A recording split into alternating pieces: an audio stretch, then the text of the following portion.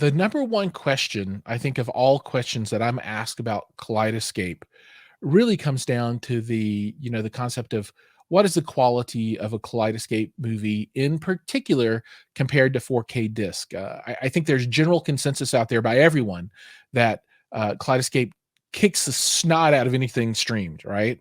Sure. Um, but the question is, when you compare it to the 4K disc experience, what is the delta there, and how would anybody know, what that delta is? How can you determine that? So, can we talk about that a little bit? What is that difference, and how do people understand it?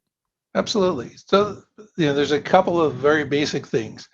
So that a 4K Blu-ray disc is delivering data off of that disc on an average of 50 megabits per second.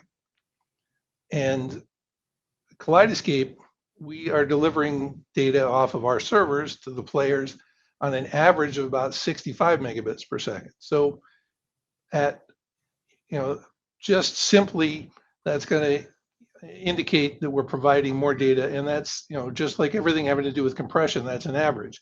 If something is a placid scene of a sky in a field, then that's going to take very few bits. And so that's going to be, relatively Be low data lower, rate. But obviously. then you've got some crazy action scene with all kinds of stuff going on, bullets and explosions.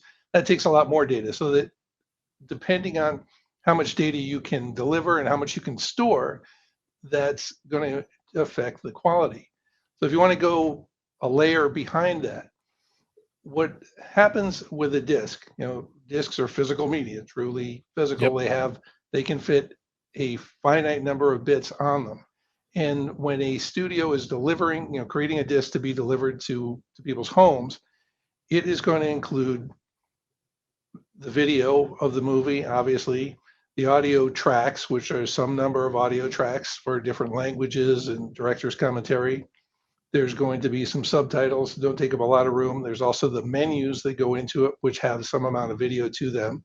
Then there's the previews, because the studios need to sell other movies. And so you've got to Right. take up some space with previews.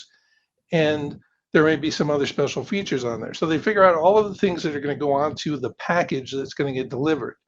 And they know what the size of each of those components is. And they subtract that from whatever the total size of the disc is, and then make the 2-hour movie fit into whatever's left. And Sure. so that, immediately determines what the average bit rate is going to be on the disc. For Kaleidescape, we get the same package of content called a mezzanine file that has all of the video, the audio, and the subtitles and everything in it that the disc people get. But we can then process that to fit onto a Kaleidescape system. And because there's still constraints that we need to make it work at a video bit rate that is a home bit rate similar to the Blu-ray format. But when we're compressing it, we're not concerned at all with what the total physical size of the disc is.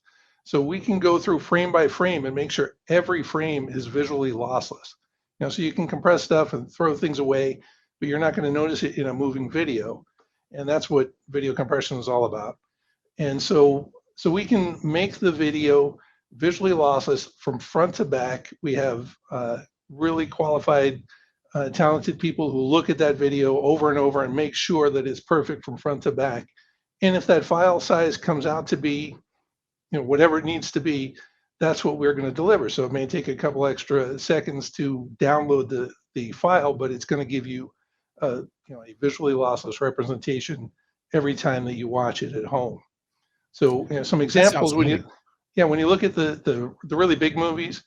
So Lawrence of Arabia, 3 hours and 47 minutes. That movie, when you download it from Kaleidescape, is 115 gigabytes. And there's no disc that you can buy that can hold 115 gigabytes. Similarly, Godfather Part 2, which is a 3 hour, 22-minute movie, is 118.3 gigabytes of data. And Avengers Endgame, 3 hour movie, 103 gigabytes. So we're able to apply more bits, provide more bits to make sure that the movie's going to be as good a quality as it possibly can.